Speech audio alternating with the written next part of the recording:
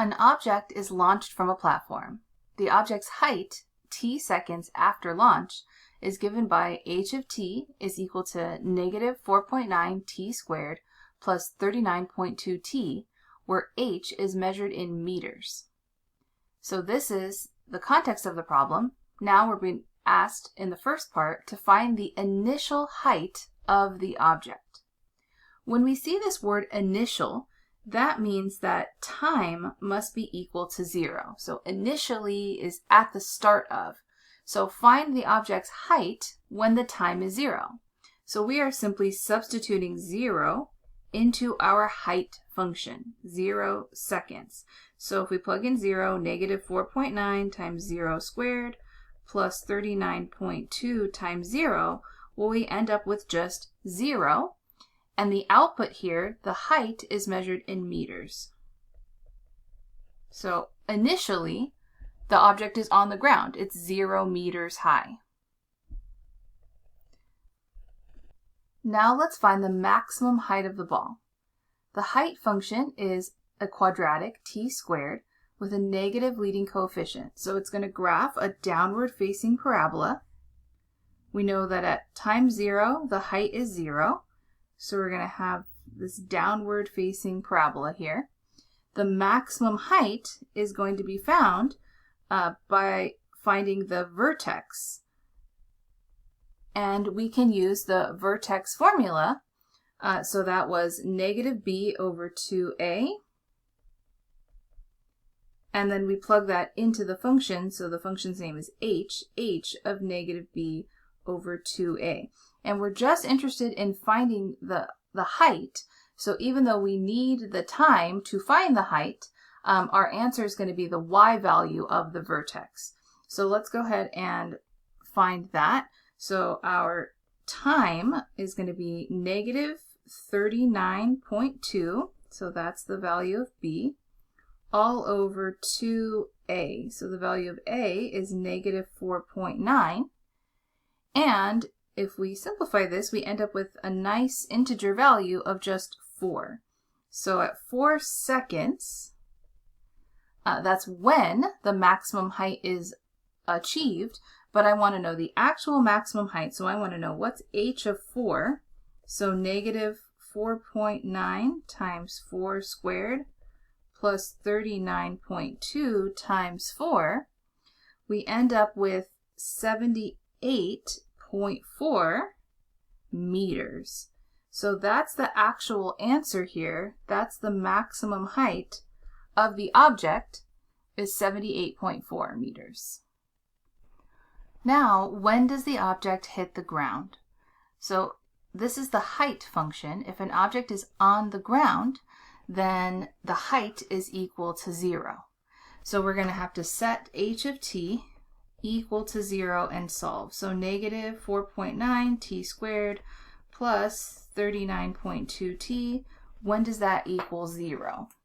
So here we can factor out the t. We can see that there's only 2 terms in this quadratic, and it actually turns out that both terms are divisible by 4.9. So if we factor out a negative 4.9 t, we're left with t minus 8 is equal to 0. So now we can set our 2 factors equal to 0. So I could set negative 4.9 t equal to 0 and t minus 8 equal to 0. So here, t is equal to 0, which we already knew. That was one time when the object is on the ground. And then over here, if I add 8 to both sides, I can see that at 8 seconds, that's when the object hits the ground. And I could have also figured that out based on the vertex.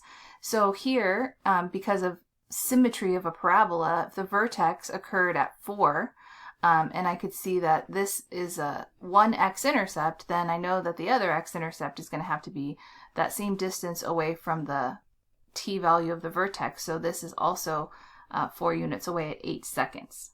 So the object hits the ground at 8 seconds. In this part, when is the object at a height of 34.3 meters? So I want to know the times, because the question is when is the object at this height. So 34.3 meters. When, at what times does that happen? So I can kind of draw this horizontal line here so I can see that I'm looking for these two times when the height is 34.3. But what do I need to solve? I need to solve the equation, when does the height, h of t, equal 34.3? So here I can set the equation negative 4.9 t squared plus 39.2 t equal to 34.3. This is a quadratic equation, so I'll set it equal to 0 to solve. Negative 4.9 t squared plus 39.2 t minus 34.3 is equal to 0. Now something nice happens here. We already know 4.9 factors out of these first two coefficients, but it turns out 4.9 is a factor of 34.3 as well. So we can factor out negative 4.9 and we're left with t squared minus 18 plus 7 is equal to 0. And now this is a very nice quadratic that factors to t minus 1 times t minus 7, and we'll bring down the negative 4.9 is equal to 0. Now if I set my two factors involving t equal to 0, because I can't set negative 4.9 equal to 0, this first factor, t minus 1 equals 0, will get me t equals 1 second. And then t minus 7 equal to 0 will give me t equals 7 seconds when I add that 7 to the other side. So when is the object at a height of 34.3 meters? So that happens to be at 1 second and at 7 seconds over here. So these were t values that I was looking for. That's what that little t was. So at t equals 7 seconds and then at t equals 1 second. And finally, we're going to graph h of t and use the graph to determine when the object is above 34.3 meters. So here's a nice graph we can take a look at that captures all the information from the previous part. So the initial height of the ball was at 0. After 1 second, the ball was at 34.3 meters.